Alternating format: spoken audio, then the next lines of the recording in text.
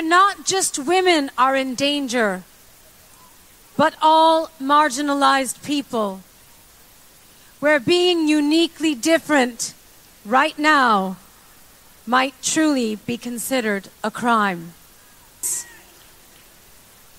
It seems as though we had all slipped into a false sense of comfort, that justice would prevail and that good would win in the end.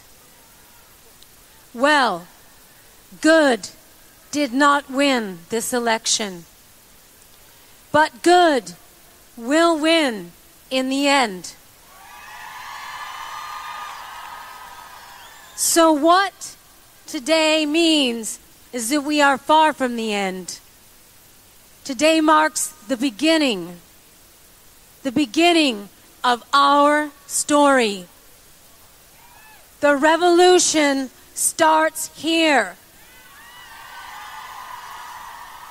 The fight for the right to be free, to be who we are, to be equal. Let's march together through this darkness, and with each step, know that we are not afraid. That we are not alone. That we will not back down. That there is power in our unity, and that no opposing force stands a chance in the face of true solidarity. And to our detractors that insist that this march will never add up to anything, Boston Red here with Friday Java, a weekly magazine of political theory, polling, and commentary. It is part of the history called people that make up this fascinating journey. We are part of the Obama network. For that, we make no apologies. What we pledge to do is give you the facts on a bridge to history, what body politics is, the most up-to-date theories of political science and psychology. Stay tuned for this incredible ride. Boston Red, peace out. Friday Java on the 8th December 2016 from WBRN Radio in Boston and on the Boston Red Network. Earlier today we did an episode on the removal of Al Franken from the Senate. He was thrown under the bus, no doubt about that, and we entitled the episode Joe McCarthy's Bus, to symbolize his being thrown onto the bus by the Democratic leadership in the Senate and the Democratic Party in particular. We posted on Facebook a post by H. Hallie there. Anyway, nonetheless, but with the hashtag concerning the Democrats. Let's see if we have that hashtag here. Hey, maybe we don't. We did put it over at on the show posts. The hashtag that the Democrats went under. We'll do a general roundup here, and we'll go to Jackson, Mississippi, and the Civil Rights Museum, but no one wants to attend the opening. So let us proceed along here, as they say. At first, Trump had scheduled a physical. His slurred speech was caused by, according to dry throat. The president's physical exam, of course, that's next year. They have those at the Walter Reed National Military Medical Center. I guess they've changed the name around. They used to have those at Bethesda. Anyway, slurred his words during his infamous address, moving the embassy from Tel Aviv to Jerusalem.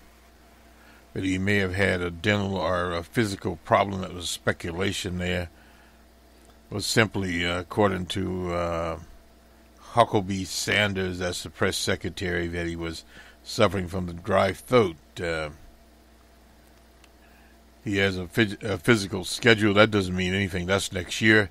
He's the oldest president elected in his first term. He's now 71 years old. And the only thing he has as far as his physical was from his doctor saying that he was in fantastic health, and he was on this clairvoyant Dr. Oz show. Well, so much for him. That's like being in the middle of a circus. And facts here, Ms. Sanders spent 12 days on the road with him in Asia, despite the fact he's a little bit older than me. He's a hell of a little bit older than her. I'm the one sick now, and he's still going. Well, no doubt DJ Trump has a lot of energy. He goes night and day, and for a fellow that his basic diet is McDonald's and Kentucky Fried Chicken and various fast foods, potato chips, that's enough to kill a horse. But nonetheless, he moves right on. Let's jump back here to the Al Franken controversy, I guess we'll call it that. This is from the Washington Post. Yielding to pressure from the Democratic Party, he exited, and he will exit in a few days. And of course, the same thing happened to our brother John Conyers Jr. of Michigan. He was also forced out by Nancy Pelosi and the crew. The political ranks of Democrats that came came for Democrats in this week in Alabama, where voters cast their next ballot. Supporters of Moore, who's accusing of a relationship with a woman 40 years ago, a waste of time. As Al Franken said, there is some irony in the fact that I'm leaving while a man who has baggage on tape about a history of sex assault sits in the Oval Office, as one DJ Trump. But the situation is that DJ Trump, it doesn't matter to his supporters. Now, where this will end up in the long-term help of the Democratic Party, have no idea at all. But when Al Franken came in, I remember that election. We called that election for Al Franken is 312 votes. That was his margin in 2009, 2008, 2009. That was a record. And of course, he won his second term, and he has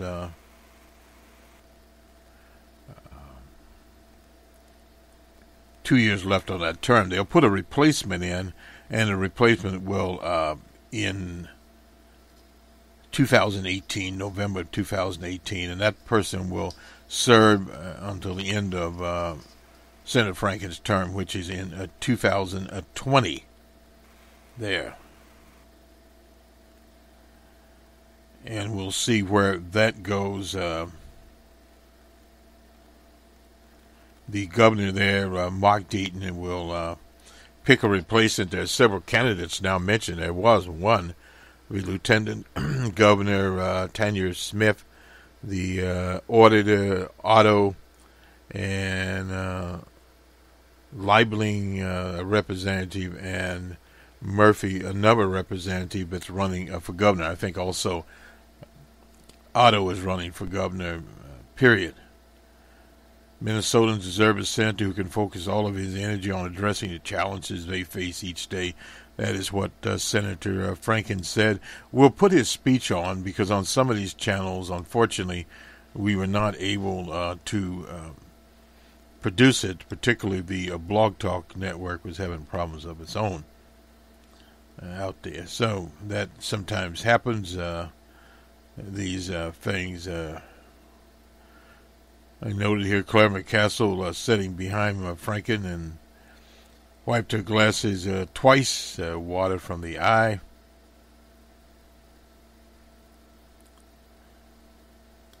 And some others sitting there, including Klobuchar's husband and so forth and so on.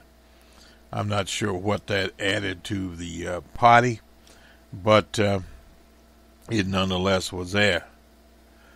And from the Post, why Democrats decided Franken had to go, it seemed like a distant memory now, but Al Franken arrived 8 years ago, marked the very moment where Democrats' control of Washington reached its highest point in generations, no doubt.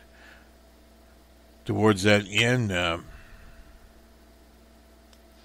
shut out of power completely. They were looking for a way out of the wilderness, I suppose. The DJ Trump wilderness there. Towards the end, getting rid of Franken was both, quote-unquote, immoral, and we've talked about petty moralizing here, and the political calculation, which otherwise is known as opportunism, was the first strong declaration yet that they, unlike the Republicans, are willing to sacrifice their own interests of staking the higher ground. Well, as Howley said there, who gives, well, anyway, clean that up a little bit, who cares? Yeah, in his speech there, we won't quote that again. This higher ground campaign next Tuesday will answer another question in the battle belt of Alabama. Well, the battle belt of Alabama, they will answer the question, no doubt about it, but on a different plane. Clearly part of the wager here was to try to force Franken out before Tuesday, to draw a bright light around Roy Moore's alleged transgressions. I'm getting like DJ Trump. Tuesday will be the test. This is from David Axelrod. He was chief strategist for Barack Obama. And from Tim Kaine, who Franken's resignation also establishes a new standard in which behavior that predicates an official's election can be used to judge his fitness to hold office. We call that McCarthyism. And nonetheless, some say Franken's enforced resignation might give the Democrats a momentarily advantage, but it's not enough to overcome the deep dynamics that drive the electorate and will instead make voters even more disillusioned. We agree with that commentary. We disagree with the part that it will actually give the Democratic Party a momentum in terms of petty moralizing, because petty moralizing in Alabama is not going to cut it. That is turned into, depending on how it is, a toss-up, or it is very close, a turnout election. Doug Jones has been working college campus and any other place that someone will listen to him on a street corner, including one or two people. But he's going to need a lot of votes. And he has to rely upon as his spark plug the followers of O.J. Simpson. There's no doubt about that. He has to have a large African-American turnout or he's doomed. Now he's basically, at this point, cannibalized most of the so-called moderate Republicans that are still left in Alabama. Now, where did the undecided go? Will they vote or will they just not turn out? Very difficult to say at this point in time. Right now, Democrats have little traction on the Moore front, but we have now taken away the notion of calibration here. That's from Norm Ornstein. He's been around a long time. He's at the American Enterprise Institute, a close friend of Al Franken. The fact is, people are going to vote on the basis of their tribe at the moment, and the larger idea here is they are all bad. Well, true indeed. They've looked at several resignations here, and with the DJ Trump dynamic draining the swamp, they'll see that as draining the swamp where they can focus on the Congress and not on Wall Street. When a handful of female Democrat senators called for his resignation, most of the caucus followed suit within a few hours. People know the Minnesota senator, but they do not want to be identified speaking about his private anguish. he was stunned by the sudden turnaround of his colleagues. Notably, Franken did not use his speech to apologize. He has nothing to apologize for here. He lamented his claim, giving some people a false impression that I was admitting to something. And that was a problem from the very beginning, and we talked about it at this mic. The way he phrased the situation was sort of wishy-washy. He did not attack Tweeten for what it was. He was in show business. She was in show business. And said he wrote a letter of apology. She accepted a letter of apology. But it was basically a half-assed statement. And that does not do. Although this is not a criminal matter, it is the kind of matter that you have to address forthright. The resignation, Franken's resignation, puts Republicans off balance. Can be seen in the fact that some unlikely voices have risen to his defense. Newt Gingrich. This is a party is losing its mind, said of the Democrats who turned on Franklin. They suddenly curled into weird Puritanism that feels like compulsion to go out and lynch somebody without a trial. Now, this due process angle, this goes back to our presentation about Joe McCarthy's bust and McCarthyism. In America, there have been instances, as with Senator McCarthy and his Red Scare, that this type of lack of due process and hysteria has went. But the hysteria with McCarthy, it went on for several years, and of course, the backdrop was the introduction of the Cold War. Our take on this is you need McCarthy to introduce the Cold War, to fear the Soviet Union at the time, and to fear progressive people, and in particular communists within the country. Now, this was in the 40s that this occurred, started out in the 40s with the administration of Harry S. Truman of Independence, Missouri.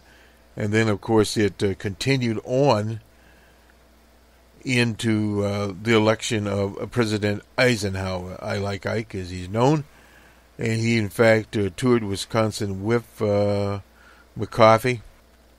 And he was elected president. But there were differences between them from the very beginning, particularly McCarthy's relentless attack on George Marshall. General Marshall was an outstanding general and later went into the State Department. But McCarthy, a known drug addict and drunkard, was a man without any type of quote-unquote petty moralizing or moral compass or anything else. Period. But he later succumbed. An honest news person, known as Edwin R. Murrow, exposed him for what he was, a liar. And that became the ending of him. He was censored by the Senate, and he died of hepatitis, obviously from using dirty needles on his heroin habit and alcoholism at 57 years old. That was the end of Joe McCarthy. But the hysteria went on for a number of years. It eventually started to move out. Unfortunately, some people, particularly the Democratic Party, are trying to resurrect it with the Russian hack scheme. These old type of dodges here don't work out. His comments were a contrast to Trump's reaction when the allegations first came out 3 weeks ago. This Leanne Tweeden posted a picture that appeared to show Franken with his hand groping her breasts as she napped. Now, this was a staged situation here. He apologized for the behavior. That was part of the big problem. It was a USO tour, and they were literally rehearsing. On the other hand, Trump's reaction to the allegation against him has been to brand as liars the women. And that is the typical defense attorney's stance. There's a double standard in place where people who acknowledge their behavior leave, and people who do not, who don't, get to stay and be rewarded. That's from David Axelrod. And it's not, he says, a strange situation, but it's not a strange situation. That is just basically what happens. Now on to the museum opening that no one wants to attend. We start out with this in the Washington Post. DJ Trump, as many people know, will be in Mississippi later today on his passing on his way to the panhandle of Florida. Pensacola to be exact, a campaign-style rally there. But Mississippi is opening a civil rights museum 3 miles from the Civil Rights Museum over rotten roads, past littered lots, etc. Somebody named McElroy, an African-American residents, struggled just to survive. And Mr. McElroy answers a rhetorical question that DJ Trump asked, "What do you have to lose?" making it a toxic and ultimate failed bid for African-American votes to a nearly all-white crowd. That was done in Wisconsin. He went on to say we're losing Obamacare, where people are going to go, losing money. He's making the rich richer and the poor poor. Mostly we're losing respect. No way can you elevate that. The way he speaks, the racists feel like they can say anything they want. And stories are pointed out here. Let's go to the Clarion Ledger newspaper in Jackson, Mississippi. Hopefully we can go to it. We'll first start out here with John Lewis. John Lewis was supposed to be the keynote speaker for this, and the local representative there, Bernie Thompson. They will not be at the museum because of the presence of DJ Trump. In a joint statement released on Thursday, they say that Trump's attendance and his hurtful policies are an insult to people portrayed in this civil rights museum. The struggles represented in this museum exemplify the truth of what really happened in Mississippi. President Trump's disparaging remarks about women, the disabled, immigrants, the national football players. I'm glad he brought that out. Disrespect the effects of Fannie Lou Hamer, Aaron Henry, Medgar Evers, Robert Clark, James Chaney, Andrew Goodman, and Michael Swarner, and countless others. And after Trump departs, we encourage all Mississippians and Americans to visit the historic museum. In response to the boycott there, the old White House could say, we think it's unfortunate, don't forget about them. And on we go. Others are not going. There's also, we put it on the Facebook page, the Mississippi Department of Archives and History says it expects 6,000 visitors the first day. They're the ones that have built this. It costs you $8 to get into the thing, and we'll just forget about that. But he will not speak publicly there. The DJ Trump will not speak publicly. My mouth is dry. I need to get some water here. As his part of the grand opening. It was announced by Brian, the governor there,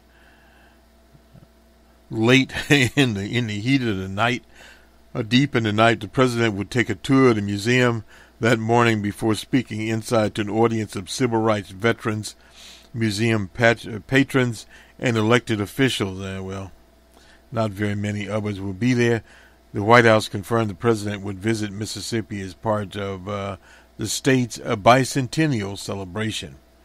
Now, this is the schedule here.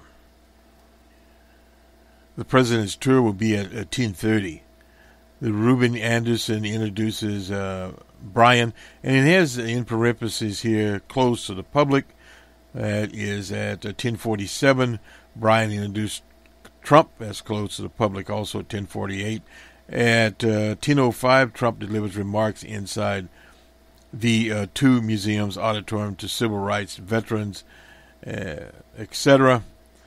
At that's closed to the public also. At 11:10, the public celebration begins with a processional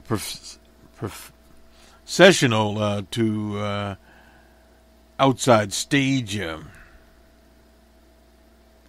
Welcome by Ruben Anderson. No idea who he is. Master of Ceremonies. That is at 11:18, 11:22. Brian will be introduced. He will make remarks. Anderson will at 11:30 introduce a true pioneer, the former Governor William Winter. Winter's remarks 11:32. He'll only have 4 minutes to speak.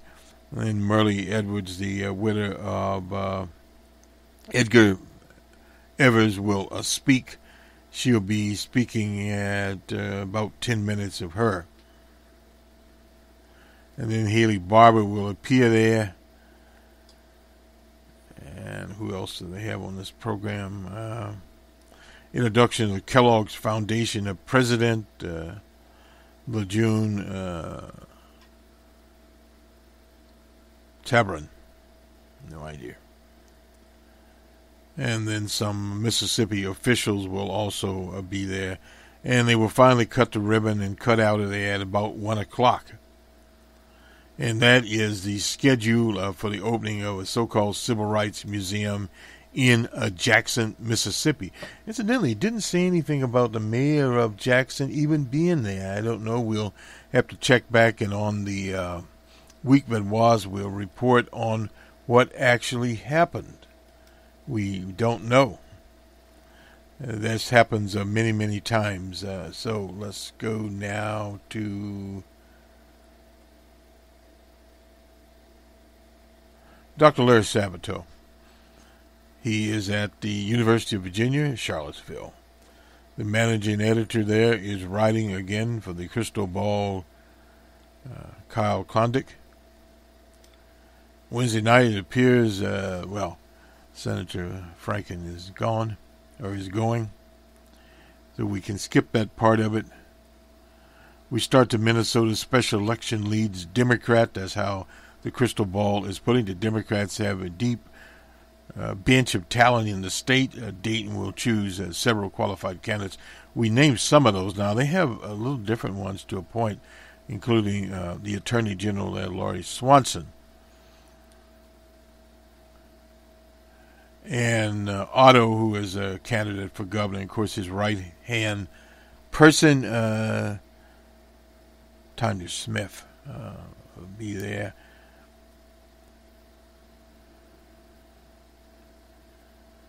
Let's see. Amy Klobuchar might provide some coattails for what could be a strong re-election performance there. That will happen in 2018. Now, one could make the argument for toss-up. Actually, Minnesota is trending Republican, while Hillary Clinton carried the state by the weakest performance ever. 1.5 was actually slightly more Republican than the national average for the first time since 1952. If the Republicans can find a strong candidate, they're talking here about Tim Pawlenty, who tried to run for president, but he was known as Tim Who. He went nowhere. This is his old job. Could run for governor. He could run for Senate. Who knows what he'll run, but probably he'll stay where he is. And at the very least, the Democrats now have to play a defense in yet another competitive seat next year, where they were defending 25 of 33 seats. It's now moved to 26 of 34 seats. No party has to defend a more lopsided Senate map, or has in post-war midterms, no doubt. One bright spot was otherwise a trying day. A report from Nashville that the former governor there, reason has decided to run for an open Senate seat in Tennessee. We moved Tennessee from safe Republican to lean Republican there. That is the seat that Senator Coker is retiring from. House ratings, several of these. Andy Barr, he's in Kentucky 6, has held the seat since 2012. I'm surprised they even noted who he defeated then Representative Chandler. After coming up short again in 2010, Wave, he then captured about 60% in both 2014-2016 in non-competitive re-elections. But the Lexington-based district has some Democratic DNA, and the mayor there, Jim Gary, narrowly carried the district as a Democratic nominee in his unsuccessful challenge to Rand Paul.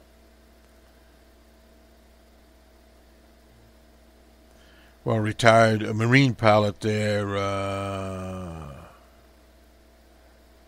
Amy McGirt, generated a lot of national buzz and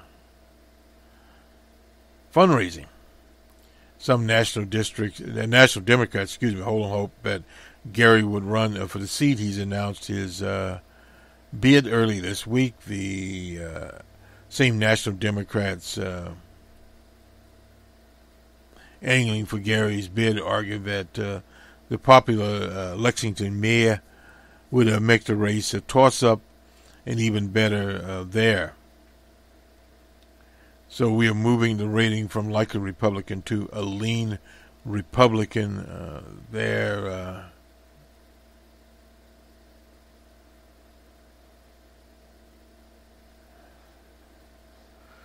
So we don't know what happened to, who was it, Amy McGirt. Anyway, in New York 4, that must be an upstate district there, Crescent Hardy, after defeating that particular person, Ruben Acua, anyway, seemed well positioned to solidify his hold on the bluish district, while the Clinton won it by 5 points. Barack Obama won it by 10 points in 2012. But of course, the gentleman has a sex scandal, so trouble are on the horizon there. And we'll look at some of these. Andy Barr has been moved to lean Republican. And Ruben Cahuan, from likely Democrat to lean Democrat there because of his problems. That does it for the crystal ball. And we'll now go to the sports part of the presentation. Roger Goodell, the commissioner, he's back, got an extension on his contract to 2023. Worth over $200 million. It's like he won the lottery. And he faces many problems beside Colin Kaepernick and the famous kneeling episode. The number one, the consensus here from a number of writers from ESPN, number one priority is finding some common ground on negotiations for next collective bargaining agreement. And safety, player safety, no doubt about it. Epidemic going on there. Retired players receiving the necessary health care and examining the viability of Thursday night of football. I think that is on Twitter, one of the channels there. So in other words, more football. Maybe what's happened when the league forgets that the F in the NFL stands for football, not a franchise. Well, franchises, there's very big money in franchises, and if you can afford to get a franchise, you've got it made. So there you go.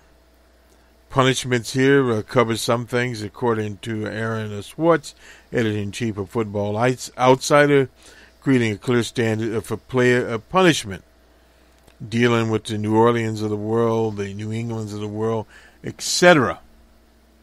brain health. We've talked about that. The Boston University has done a very good job on that, and on the premiere of our series, which is coming shortly here, all about sports. We'll talk about that because that does impact the business of sports. If these concussion and ending of brain traumas continue, there will be no one to play football in these franchises. It's a very simple equation happening there. And that's basically about what it is. D. Gordon, incidentally, one of our favorites, has been traded from the Marlins to the Mariners. He used to be with San Francisco. D. Gordon had a fantastic year. He's owed $37 million. He's a two-time All-Star. He hit .308 with 60 steals and 114 runs scored in 2007. He's with 201. He's tied for third place in the majors. Not shabby at all for D. Gordon. And let me see. He is, I saw it earlier here. His age. Well, he's somewhere. Anyway, he's in his late, I believe he's in his late 20s. D. Gordon, yeah, we can look him up real quickly here.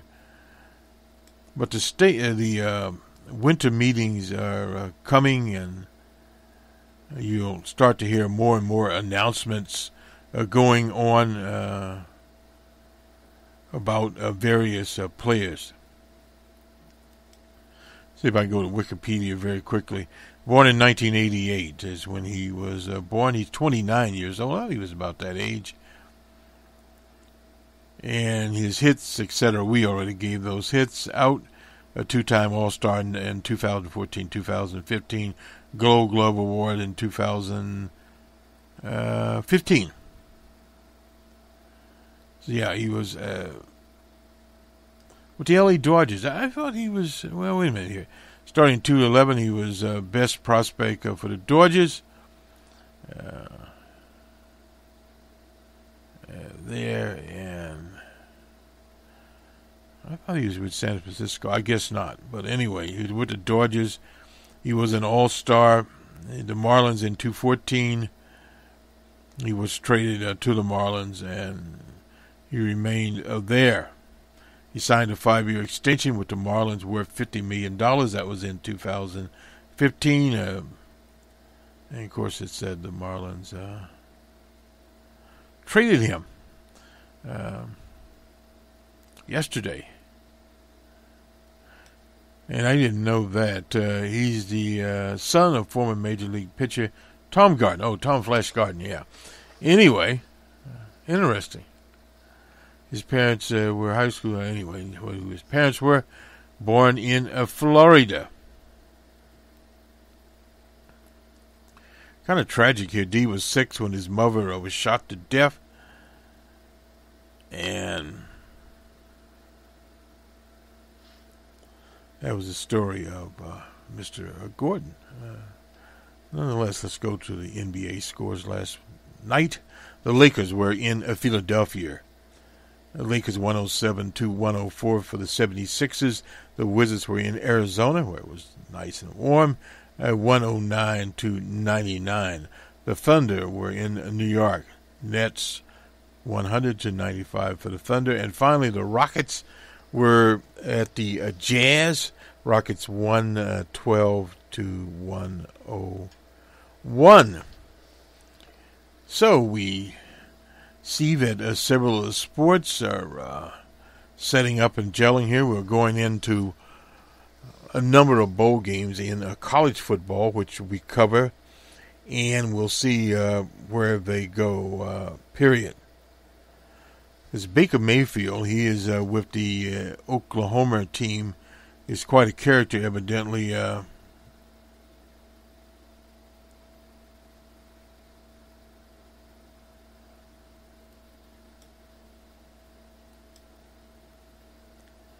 And he's a candidate also for the Heisman Trophy.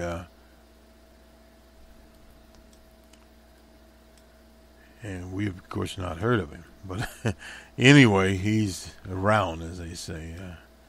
One of the mouths of the sport. And we'll see. He walked off at Texas Tech, transferred to Oklahoma. And Mr.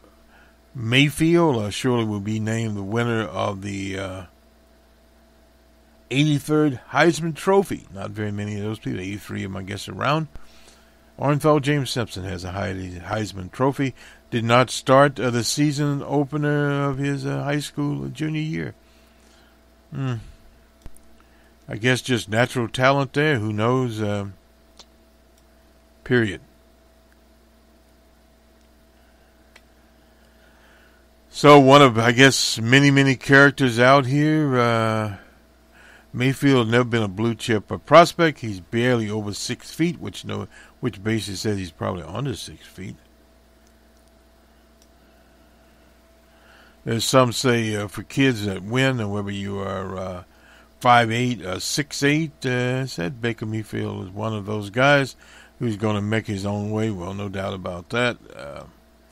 At least in college, in the pros, we'll just have to wait and see. That's a picture of him in his annex. Nonetheless, this will do it for us. We'll have Al Franken speaking in the well of the Senate on being thrown under the bus by the Democratic leadership in the Senate and the leadership of the Democratic Party, if you can call it that, and giving no apologies.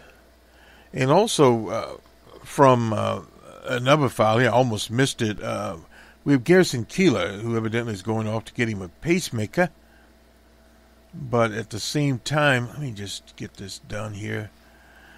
He says that the Minnesota public station never gave him an opportunity to state his side of the issue. I'm sorry to say.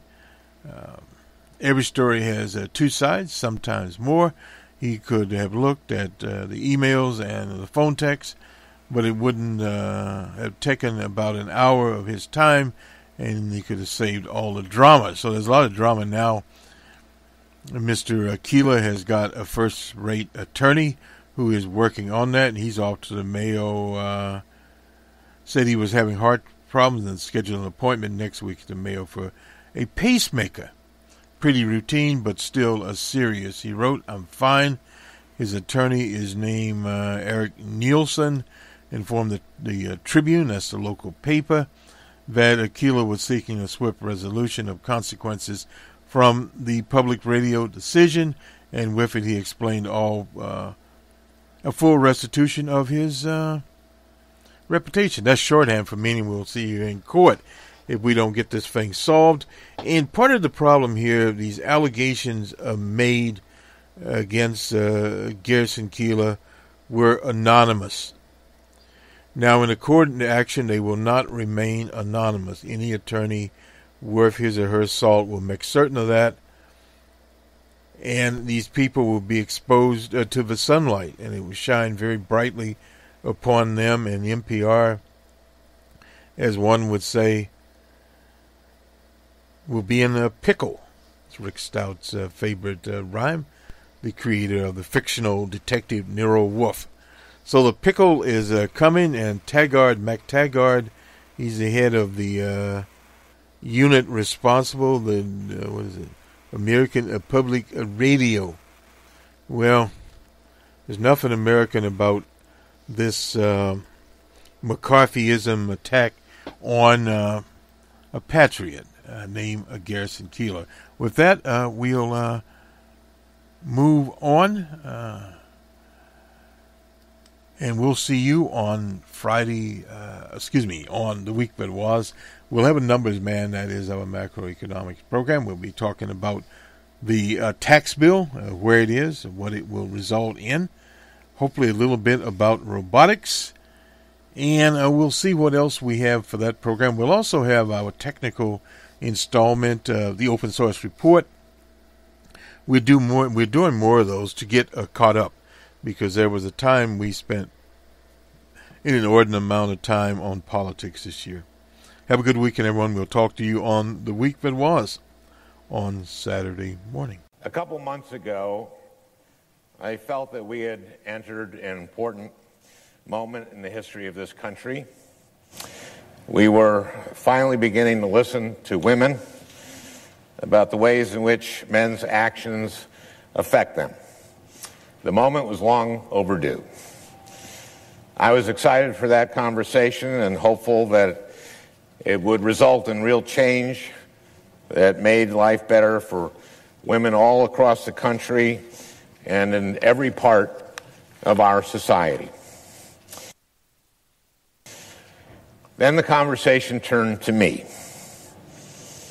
Over the last few weeks, a number of women have come forward to talk about how they felt my actions had affected them. I was shocked. I was upset. But in responding to their claims, I also wanted to be respectful of that broader conversation, because all women deserve to be heard and their experiences taken seriously. I think that was the right thing to do. I also think it gave some people the false impression that I was admitting to doing things that, in fact, I haven't done. Some of the allegations against me are simply not true. Others I remember very differently. I said at the outset that the Ethics Committee was the right venue for these allegations to be heard and investigated and evaluated on their merits, that I was prepared to cooperate fully, and that I was confident in the outcome. You know, an important part of the conversation we've been having the last few months has been about how men abuse their power and privilege to hurt women. I am proud that during my time in the Senate, I have used my power to be a champion of women, and that I have earned a reputation as someone who respects the women I work alongside every day. I know there's been a very different picture of me painted over the last few weeks, but I know who I really am. Serving in the United States Senate has been the great honor of my life. I know in my heart that nothing I have done as a senator, nothing, has brought this honor on this institution. And I am confident that the Ethics Committee would agree. Nevertheless, today I am announcing that in the coming weeks, I will be resigning as a member of the United States Senate. I, of all people, am aware that there is some irony in the fact that I am leaving while a man who has bragged on tape about his history of sexual assault sits in the Oval Office, and a man who has repeatedly preyed on young girls campaigns for the Senate with the full support of his party. But this decision is not about me. It's about the people of Minnesota. And it's become clear that I can't both pursue the Ethics Committee process and at the same time remain an effective senator for them. Let me be clear. I may be resigning my seat, but I am not giving up my voice. I will continue to stand up for the things I believe in as a citizen and as an activist. But Minnesotans deserve a senator who can focus with all her energy on addressing the challenges they face every day. There is a big part of me that will always regret having to walk away from this job with so much work left to be done. But I have faith that the work will continue because I have faith in the people who have helped me do it. I have faith in the dedicated, funny, selfless, brilliant young men and women on my staff. They have so much more to contribute to our country. And I hope that, as disappointed as they may feel today, everyone who has worked for me knows how much I admire and respect them. I have faith in my colleagues, especially my senior senator, Amy Klobuchar. I would not have been able to do this job without her guidance and wisdom. And I have faith, or at least hope, that members of this Senate will find the political courage necessary to keep asking the tough questions, hold this administration accountable, and stand up for the truth. I have faith in the activists who organized to help me win my first campaign and who have kept on organizing to help fight for the people who needed us. Kids facing bullying, seniors worried about the price of prescription drugs, Native Americans who have been overlooked for far too long, working people who have been taking it on the chin for a generation, everyone in the middle class, and everyone aspiring to join it. I have faith in the proud legacy of progressive advocacy that I have had the privilege to be a part of. I think I've probably repeated these words 10,000 times over the years. Paul Wellstone's famous quote, "The future belongs to those who are passionate and work hard." It's still true. It will always be true. And most of all, I have faith in Minnesota. A big part of this job is going around the state and listening to what people need from Washington. But more often than not, when I'm home, I am blown away by how much Minnesota has to offer the entire country and the entire world. The people I've had the honor of representing are brilliant and creative and hardworking, and whoever holds this seat next will inherit the challenge I've enjoyed for the last 8.5 years, being as good as the people you serve. This has been a tough few weeks for me, but I am a very, very lucky man. I have a beautiful, healthy family that I love and that loves me very much. I'm going to be just fine. I'd just like to end with one last thing. I did not grow up wanting to be a politician. I came to this relatively late in life. I had to learn a lot on the fly. It wasn't easy and it wasn't always fun. And I'm not just talking about today. This is a hard thing to do with your life. There are a lot of long hours and late nights and hard lessons. And there is no guarantee that all your work and sacrifice will ever pay off. I won my first election by 312 votes. Could have easily gone the other way. And even when you win, progress is far from inevitable. Paul Wellstone spent his whole life working for mental health parity. Didn't pass until 6 years after Paul died.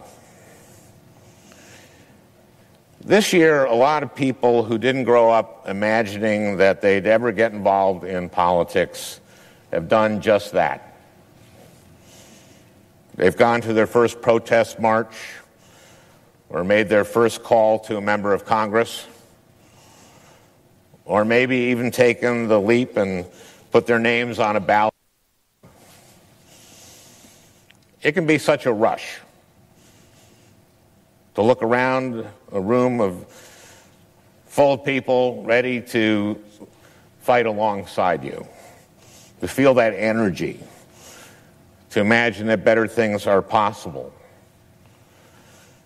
But you too will experience setbacks and defeats and disappointments. There will be days when you will wonder whether it's worth it. What I want you to know is that even today, even on the worst day of my political life, I feel like it's all been worth it. Politics, Paul Wellstone told us, is about the improvement of people's lives. I know that the work I've been able to do has improved people's lives. I would do it all over again in a heartbeat. For a decade now, every time I would get tired or discouraged or frustrated, I would think about the people I was doing this for and would get me back up on my feet. I know the same will be true for everyone who decides to pursue a politics that is about improving people's lives. And I hope you know that I will be fighting alongside you every step of the way. With that, Mr. President, I yield the floor.